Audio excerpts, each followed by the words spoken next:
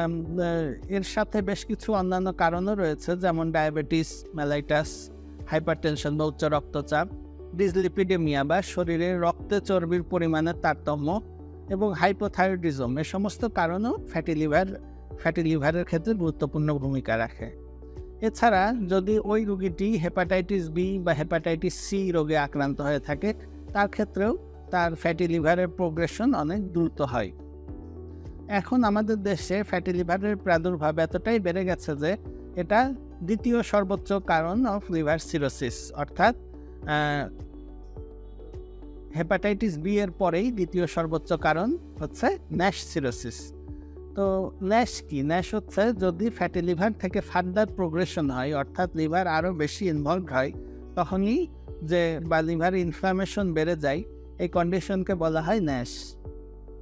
Nash থেকে পরবর্তীতে liver fibrosis